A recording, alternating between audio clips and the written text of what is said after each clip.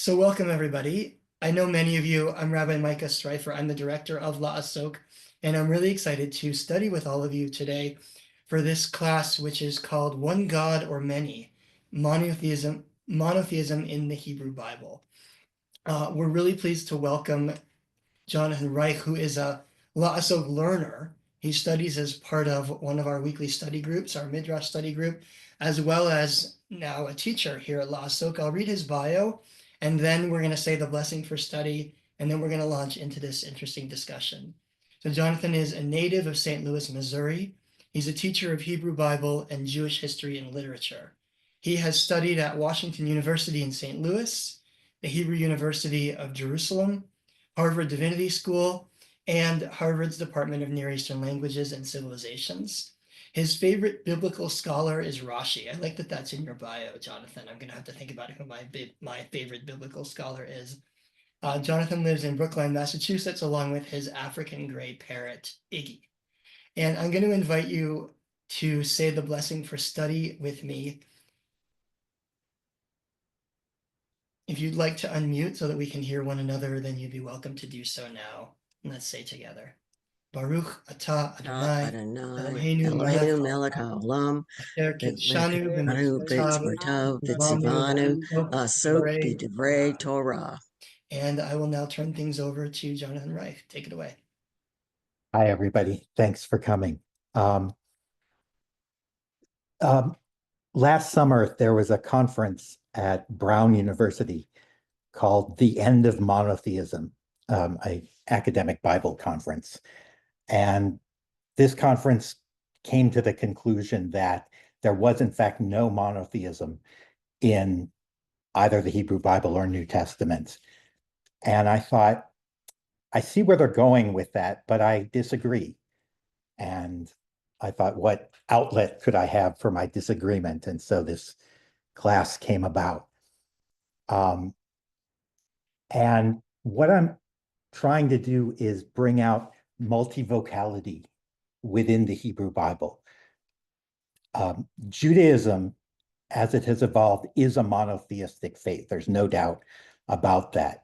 Within the sources of our culture, we see different voices. And some of those are more comfortable with ideas that we might call non-monotheistic or less monotheistic, or somewhere along the spectrum of monotheism. And we'll talk a little bit about that.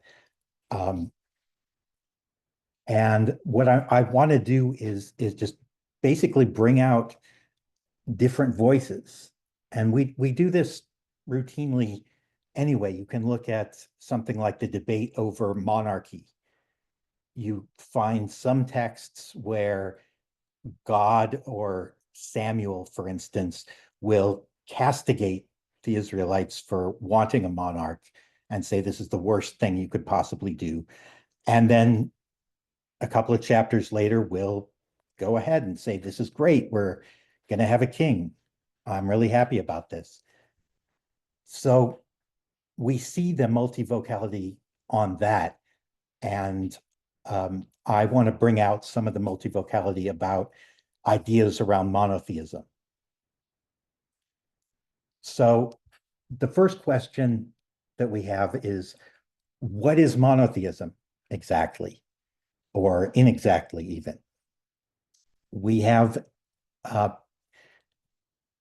if we have one God, we worship one God, does that mean that only one God exists? What does it mean for a God to exist? If you worship Zeus, and that's fictional, but it certainly exists as a concept. You know, I can tell you what Zeus looks like, what color his hair is, who his parents were, the circumstances around his birth, who his siblings are, who his wife is, some of who his children are, that he likes having athletic games held in his honor every 4 years. I can say the same thing about Superman. Those are concepts. They have an existence, even if it's sort of fictional. So you can't say that Zeus has absolutely no existence. Is that, when I just said that, am I being non-monotheistic? Well, that's sort of what we're looking at. So let me get to my screen sharing right here. Let's start off talking about this with the most basic sort of text about this that we have from the Torah. Exodus chapter 20, verse 3. You shall have no other gods besides me. Now that seems pretty straightforward, but it's not. Because what does that really forbid? What it forbids is worshiping other gods. It doesn't say there are no other gods. Is everyone with me so far? Okay. We are commanded to not worship other gods, but whether they exist, it's not a straightforward thing. And to look at this, I want to take what might look like a brief digression, but it's important. So stay with me here. Does the Torah forbidding a practice mean that that practice is false, that it doesn't work, or that a God that we're forbidden to worship doesn't exist? Let's do an experiment with that regarding the idea of talking to dead people. So here in Deuteronomy 18, we see a pretty straightforward text. Let there not be found amongst you anyone who puts their son or daughter to the fire, or who is a fortune teller, a soothsayer, a diviner, a sorcerer, one who casts spells, consults a ghost or a spirit, or who inquires of the dead. Straightforward, but leaving aside this question of, does it work? If I had a friend who came to me and said, Jonathan, I'm thinking about going to this psychic medium because I want to talk to a friend or a relative of mine who's passed away. What do you think of that? Frankly, my reaction would be, I don't think that's real. I think it's a sort of time-honored kind of trick. I think they use elements of psychology and stage magic to make people think they're doing this, and they're not. So my recommendation would be, don't do it. But what if I'm wrong? Tanakh seems to think that I might be wrong about that. So we can bring this story from 1 Samuel, where Saul wants to inquire about of his mentor, the prophet Samuel, at a very low point in his career, except Samuel is dead. He goes to a place called Endor, and if you have watched classic TV, then you know that the mother on the show Bewitched was called Endora. But he goes to Endor and he meets a woman there who is a necromancer, a medium, and he has her raise up the ghost of Samuel so that he can talk to him. And there's nothing in the text that indicates that that's not exactly what's happening. It seems like, even though this is not an acceptable practice, she can do it. Interestingly enough, in the Septuagint, the ancient Greek translation, or the translation into Greek of the Bible, the Hebrew Bible, the woman is described as a ventriloquist. So that tradition seems to think that, in fact, she's not really doing it. But the Masoretic text, the Hebrew that we have, doesn't have any indication that this isn't exactly what happened. So The answer is no, because the Torah forbids this doesn't mean that it doesn't work. Does that mean then that just because we are forbidden to worship other gods, that they don't exist? Based on this experiment, I think we have to be a little less certain about that idea. Does anyone have any thoughts on that? Yeah, it's everyone good? Okay. So I want to introduce a term from religious studies, henotheism. Henotheism is the worship of one particular god without denying the existence of other gods. So you can say, I worship this god. There are these other gods somewhere over there, but I don't have anything to do with them. I'm worshiping this particular god. And I think if we look at a lot of biblical texts, we can see something like this that's going on. And I want to point out that all of the texts that I'm going to present have been given monotheistic interpretations and glosses, some of them more convincing than others. And furthermore, when they've been translated, they have often been translated pretty shamelessly to make it monotheistic, strictly monotheistic, rather than a little bit squishily monotheistic, if that's a word. So we can take a look at some more texts. The first one, well known, Genesis 1, verse 26. God said, let us make man in our image, in our likeness. Who is God talking about? The traditional interpretation is that he's consulting the angels.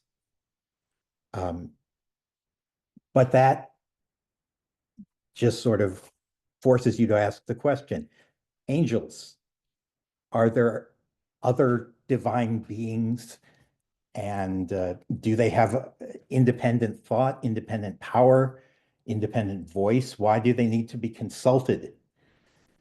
Could they say no? In Midrash, they do when they're consulted. But does the concept of angelic beings infringe on monotheism at all? What if I said, well, Zeus is God and all the other Olympians are just angels? Does that make ancient Greek religion monotheistic? No, but it shows that this is sort of a messy category. Again, Genesis 6, this is getting a little harder to really gloss over. When humankind began to increase on earth and daughters were born to them, the sons of the gods, B'nai Ha-Elohim, saw how pleasing the human women were and took wives from among those who delighted them. I don't really know what to say about this text. It's obviously a sort of legendary, mythic kind of thing that has been left in there. But somebody left it in there. It's pretty glaring. And someone who is really, really very strictly monotheistic and didn't want anyone to ever think that there might be another god or other gods or other divine beings would probably have taken that out. I don't have a good answer for what it really means, but there it is. The song at the sea, when we cross over through the parted Red Sea, which is coming up, we say, Mikamocha Be'elim Hashem. Who is like you, Hashem, among the gods? And this is one that gets translated just to death. A lot of even very modern, academically oriented translations will say something like, who is like you among the celestials? I believe there's an Art Scroll translation which says something like, who is like you among the open bracket beings that are falsely worshipped as closed bracket gods. It's just a little thing, but you have to see that, you know, the plainest sense of that is that there are a number of gods, and the Israelite God is one of them, and has just done something really good, and we like it, and we say, wow, you're really the best of all these gods.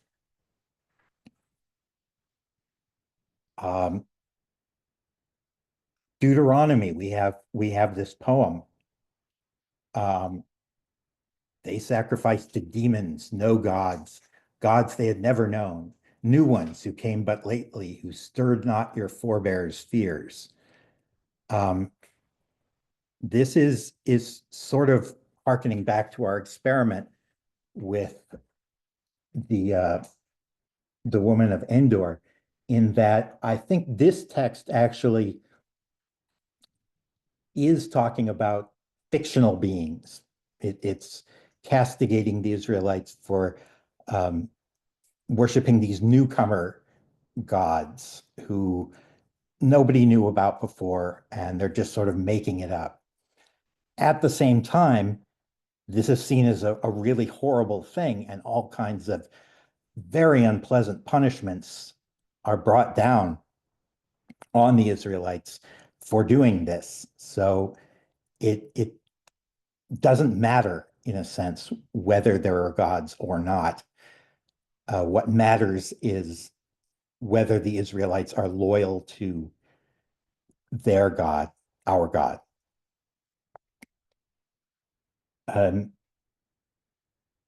Everyone good so far? We're okay. The next text I have is a problematic text, but one that is important, including in terms of archaeology, which I'll get to in a minute. And it describes a battle which happened between the king of the northern kingdom, the kingdom of Israel, which broke away from the united monarchy, and the king of Moab, who was named Misha. And the background's not important about that, but the king of Moab is losing the battle. Seeing that the battle was going against him, the king of Moab led an attempt of 700 swordsmen to break a way through to the king of Edom, but they failed. So he took his firstborn son, who was to succeed him as king, and offered him up on the wall as a burnt offering. A great wrath came upon Israel, so they withdrew from him and went back to their own land. Did it work? Did his human sacrifice actually work?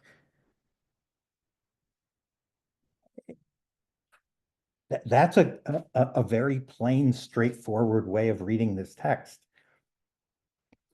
That Israel lost this battle after this human sacrifice took place from the king of Moab, and that was what determined the battle. And we usually see the Israelite God as being in charge of who wins battles. Did God get beaten here? It maybe. this text is also important because it's one of the very few things in the Bible that we have a degree of independent confirmation about.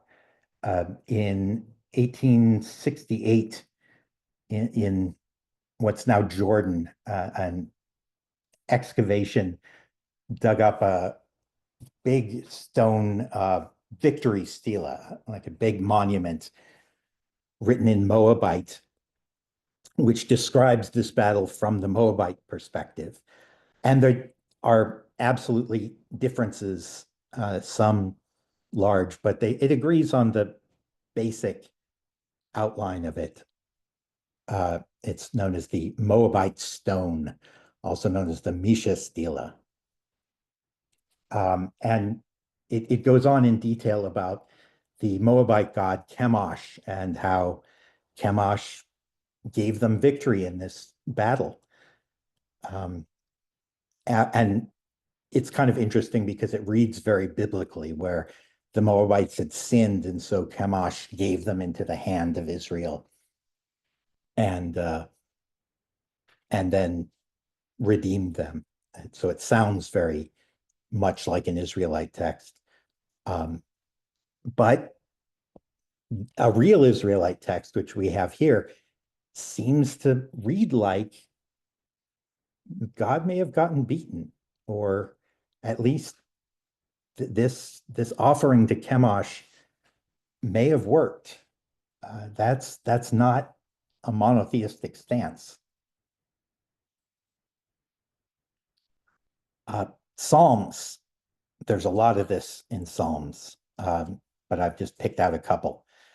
Psalms 8, verses 5 and 6, it's very famous. What is man that you have considered him, humans that you have taken note of them, but you have made him a little less than the gods, and the word is Elohim, and crowned him with glory and majesty. The King James Version famously translates this as a little less than the angels. But there's a perfectly good Hebrew word for angels, and this isn't it. It's Elohim. You've made humans a little less than the Elohim. And it doesn't make sense to read it as you've made him a little less than God, because we're a lot less than God. But it might make sense to say, well, we're almost divine. We have some capacities that are reflective of some degree of divinity, and that God may not be the only thing that has divinity. Even if you read it as angels, we're back to our previous problem. If you have angels who are have any kind of independent thought or independent power, then you're really sort of fudging monotheism a little bit, more than a little bit.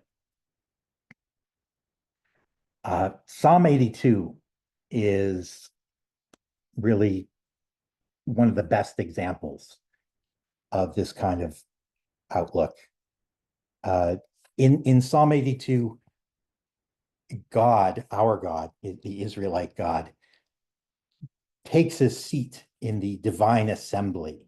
And it's very ancient Near Eastern. This is exactly the sort of thing that happens in ancient Near Eastern texts. And you see, it's right in the beginning.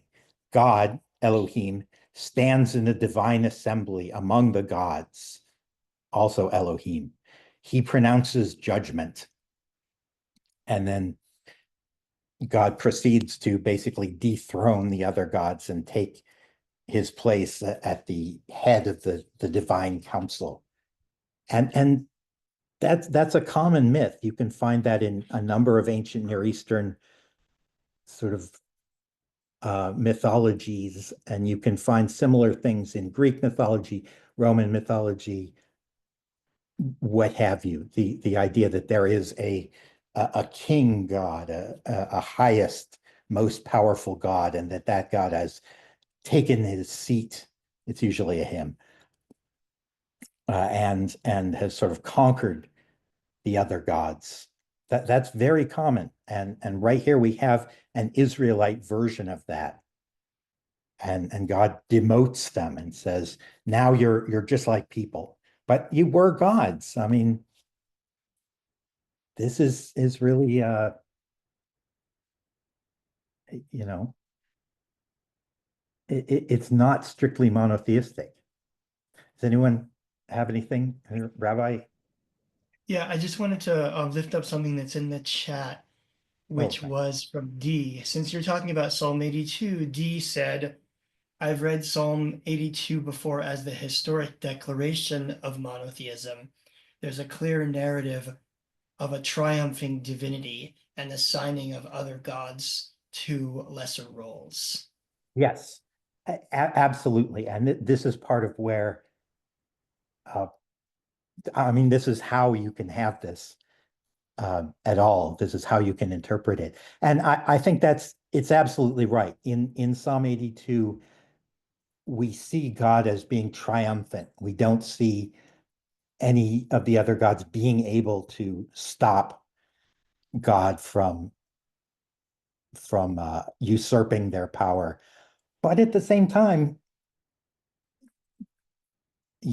someone like a real thoroughgoing philosophical monotheist, Maimonides or someone like that, would not like that interpretation one bit, because it implies that there were at one time, at least, other gods, a divine council, a whole bunch of other gods who were overthrown by our God. And that's not a strictly monotheistic thing to say, at least by the most uh, strict definitions of monotheism.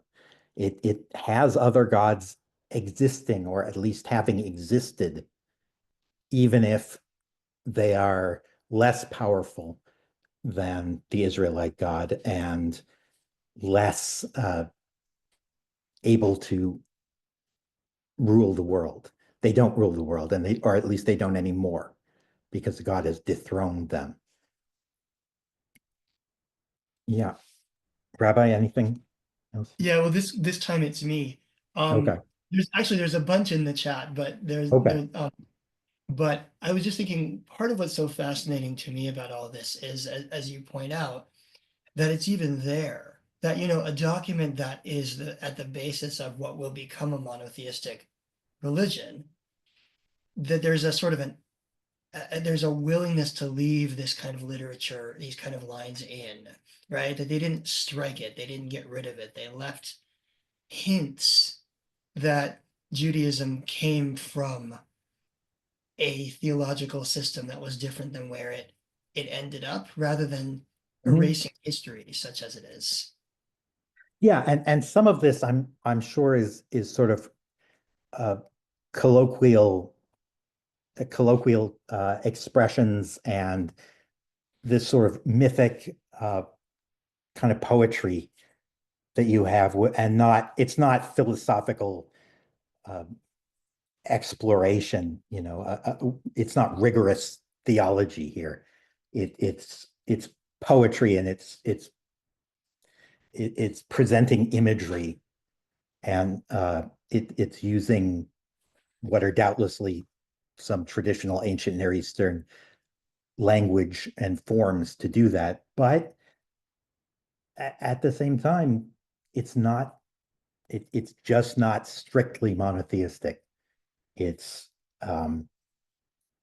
strictly Israelite. It's strictly pro-Israelite God, Elohistic, or however you want to put that. But it doesn't definitively say, not only do we not worship other gods, but there aren't any other gods. Um, and I'm just looking in the chat, which I haven't been doing. I apologize for that. But I see questions about defining God. I'm not defining God, because that's above my pay grade. But I am sort of I'm using the scriptures and their definition, which may be different from one to another, but I'm basically, it's basically the scriptural usage of it. And monotheistically, there should only be one. It shouldn't be in singular or in plural. It should be in singular, even though Elohim is plural. And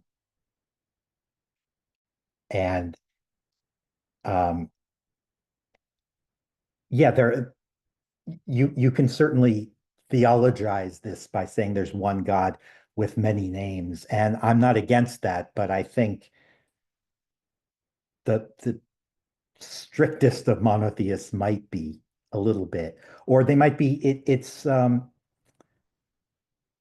think this language also doesn't always allow for that. We're not supposed to worship Baal. We're not supposed to worship Zeus. We just had Hanukkah, about not participating in Greek religion. It's certainly important for us living in a pluralistic society to not think that other people's religions are wholly invalid. But from the perspective of Judaism and of biblical religion, we're locked into this one particular God. Does anyone else have anything? It's a good time to discuss things. Okay, moving on. I want to talk about a concept called hypostasis. And this is mostly because this conference that I mentioned at Brown really leaned into the idea of hypostasis in order to present all biblical religion as being polytheistic.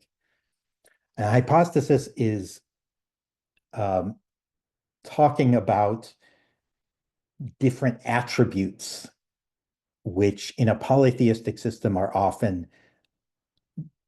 made into gods, into separate gods, and in a monotheistic system are folded into the one God. But in hypostasis, you sort of take those attributes and you talk about them separately from God, even though on some level you are acknowledging that they're part of God. So just in order to make that clear, you have something like Exodus 33, 18. Moses is talking to God after the incident of the golden calf, and he says, "Let me behold your glory." And God causes God's glory, elsewhere called his goodness, to pass in front of Moses while shielding him and only letting him look at part of God, the backside. And it demands that we ask the question, what do you mean God's glory, God's goodness? What is that? Is that separate? Is that a separate God? Is that a separate aspect of God, but God can show it separately? It's not entirely clear where it lands on the spectrum of God and not God, or God and another God. Proverbs 8 has wisdom speaking as a separate character. The Lord created me, wisdom, chokhmah in Hebrew, at the beginning of his course as the first of his works of old. In the distant past, I was fashioned at the beginning, at the origin of the earth. That sounds like it's not God, like wisdom is not God, but this is God's wisdom. Or, is wisdom separate? Is wisdom a separate divine being that God made? Should we be praying to wisdom? Should we offer sacrifice to wisdom? No, don't do that. But I don't think that the author of Proverbs is saying we should do that. But I think they're separating out certain attributes that they see in God to talk about separately from the rest of those attributes. And of course, in traditional Jewish exegesis, this becomes the Torah, is wisdom. But in Proverbs, it's not that. It's sort of this hypostasis, figure, wisdom, imagined separately. Now I want to move on to my real disagreements with the Brown people, the people at Brown. Sorry about that. And talk about actual monotheism. And this is why I really strongly disagreed with the idea that there's no monotheism in the Bible. We have this text, for instance, this phrase comes up a lot within the Bible. And this one, well, this is one of them. When they saw this, all the people flung themselves on their faces and cried out, "The eternal one," that is Hashem, the tetragrammaton, the four-letter name of God, is God. The eternal one is God. In Hebrew, Adonai, which is how we read the tetragrammaton, Adonai hu ha-Elohim. So this specific God that we know, who has this name and did these specific things, is Elohim, is God in a larger, in a larger sense. And in this, I'm actually drawing on the work of one of my teachers, Professor James Kugel, who sees this as a big step towards actual monotheism and towards spreading monotheism. And what he sees this as saying is that Elohim, which are the gods taken in toto, all the other gods, that's really this God. All those things you think come from Zeus or Hera or Poseidon, that's really this God. That's the biblical God. I think there's something to that. So we can see that as, if not actual monotheism, then at least a big step towards it. It's saying all those things you think of as gods, that's really the biblical God. So maybe not saying that all gods sort of fold into one God, but saying all gods fold into our God. It's maybe not so nice, but it's important. As an example, I think of monotheism and what we can mean by a stricter definition of monotheism coming to the fore. Jeremiah has this poem, which I think is part of that. We're not looking at your screen anymore, Jonathan. Sorry. Sorry, let me. We're not looking at, yeah, there you go. Yeah, there we go.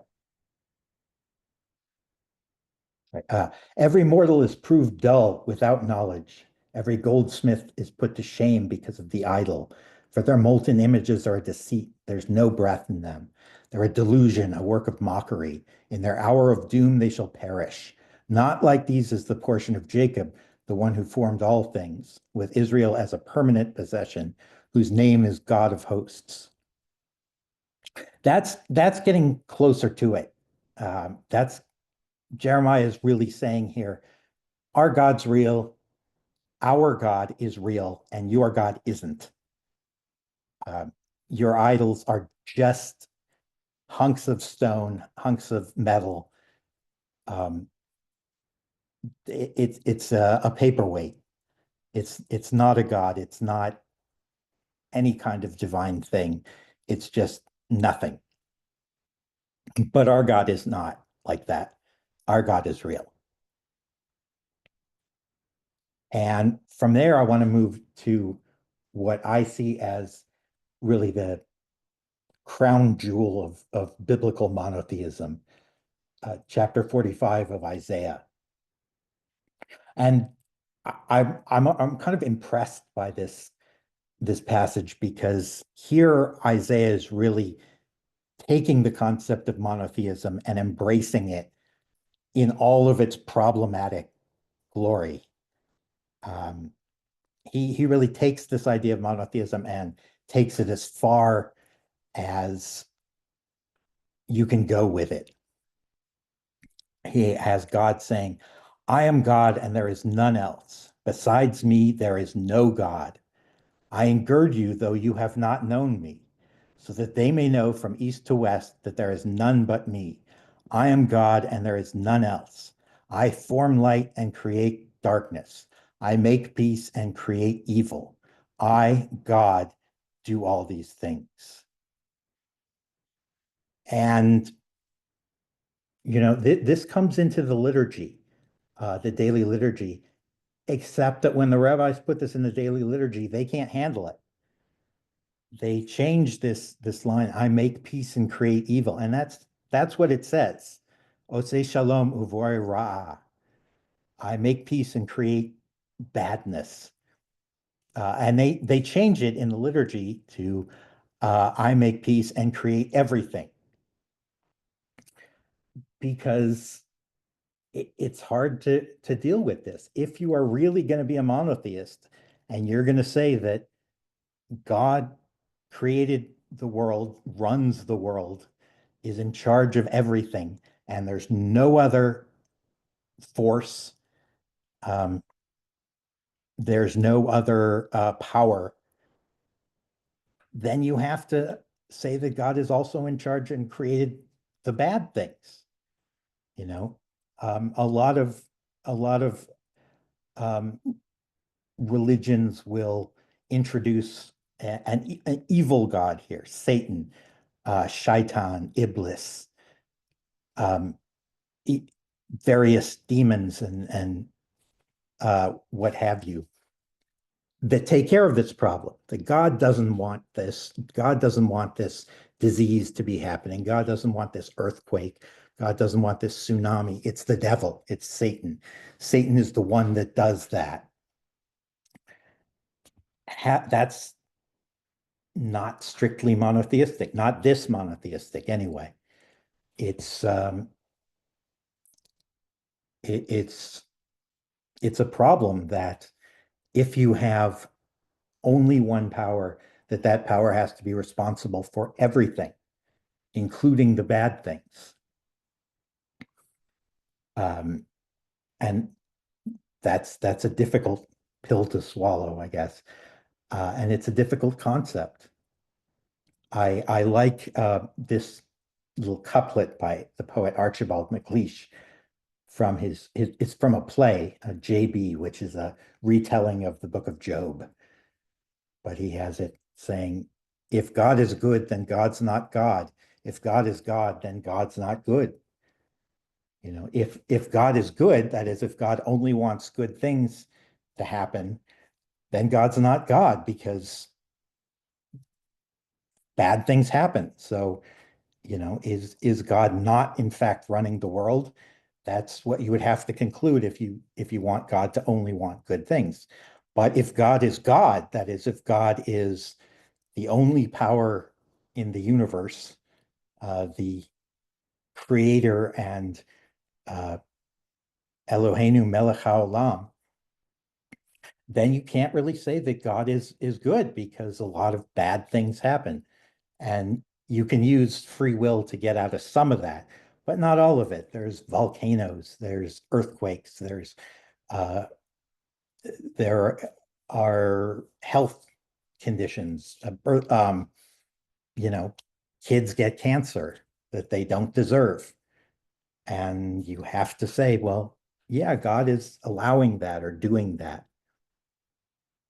And you have to deal with that, I think, which is another class, which I hopefully we can have in the future.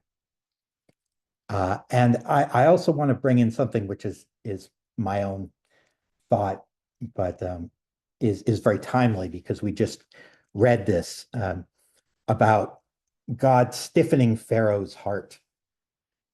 And we see this text here. You could use a lot of text for this, but Hashem stiffened the heart of Pharaoh and he would not heed them, just as God had told Moses. I've heard so many sermons on how this works, the hardening of Pharaoh's heart.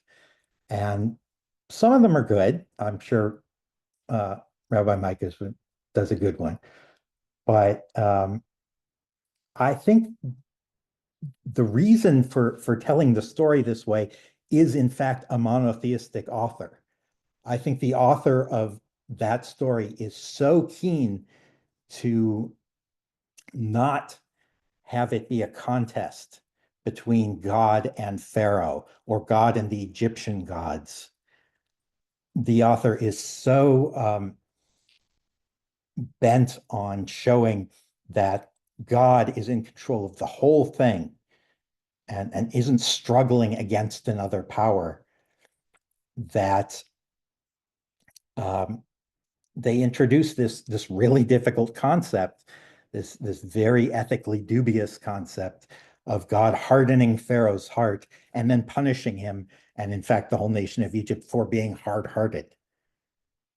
That's not super fair, but it's what's more important to the author is to show that God is in control of the whole thing, including Pharaoh, who was, would have been one of the most powerful people around, but no challenge to God, and certainly not a divinity in his own right to challenge God. So I think there we end up with some texts that are really monotheistic, even to the point of introducing some of the real philosophical and ethical problems that you get from monotheism. And so, does anyone have anything with that? I'm sure. Let me. Feel free to raise your hands Yeah, electronically. please raise your hand and this is. I can read something from the chat. D just put in the chat. Yeah. What is our definition of good, though? Is it not following mitzvot, God's commandments? Doesn't that imply that the concept of good is moot for God? Well, that might be good behavior. You know, I mean, it's a couplet. Again, it's not systematic theology, but good in terms of good things happening, or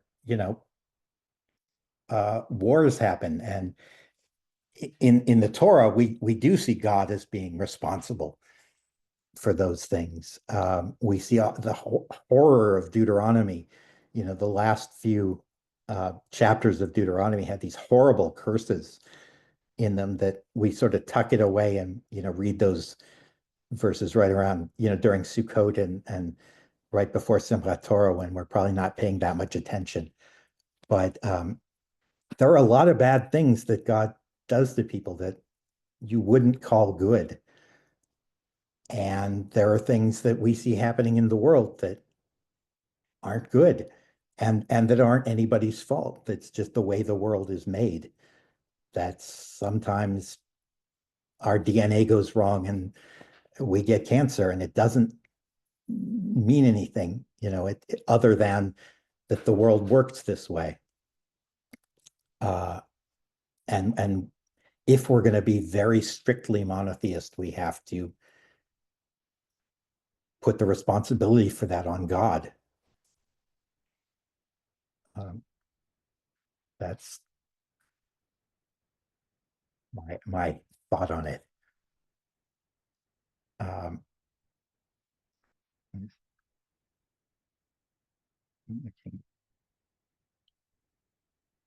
Does anybody have anything else? Or no?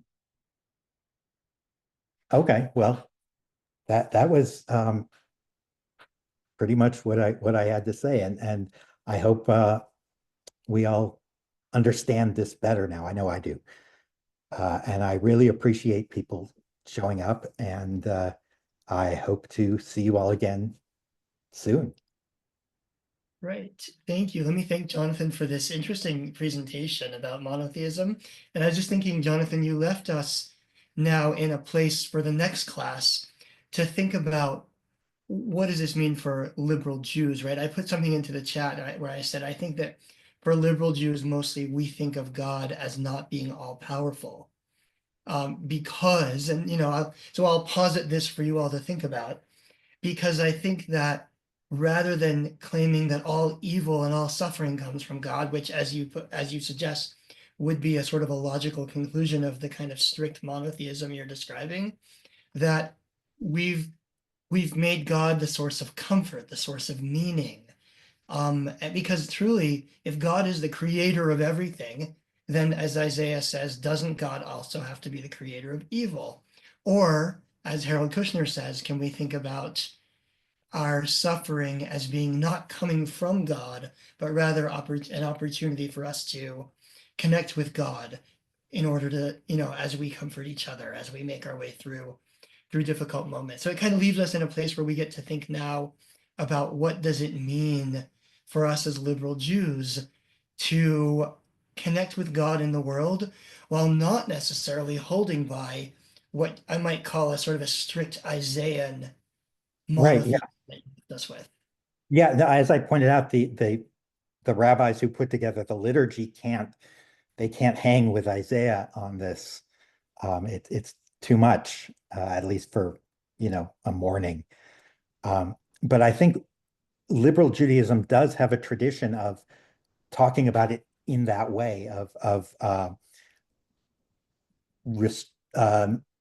sort of I don't know quite how to say it, but maybe reducing God's sovereignty a little bit and seeing God as working within the world alongside of us rather than as a complete ruler directing everything. And I mean, Harold Kushner is the best known example of that. I heard some of this, and I first heard the Archibald MacLeish quote from a rabbi whose name is escaping me now, who wrote 9.5 Mystics. Weiner, is that Norbert Weiner? No, that's not right. I can't remember his name now. But yeah, I think in liberal Judaism, there is the tradition of seeing God as struggling alongside of us. And as I hope I've shown, the Bible is very open to different interpretations of monotheism and different levels of monotheism, different shades of it. And so when we shade it, we're very much in that tradition. Well, let me say thanks again for this interesting discussion, and to be continued. We have a lot more to talk about here, and I appreciate Jonathan bringing us this new set of learnings. Herbert Weiner, yeah. I will Herbert Weiner, there we go. I put in the chat a couple minutes ago that if you would like to make a donation to La Soak to support this kind of programming so that we can make sure that our drop-in programming does remain open and free to all, please consider a donation, and I put the link into the chat. I'll just drop it in there again, why not? We have other drop-in programming coming up like this, as well as our weekly Tikva through text, which is every Thursday at noon. And once again, thanks to Jonathan. Thanks to all of you for being here, and I hope everybody has a really good week. Take care, everyone. Thank you.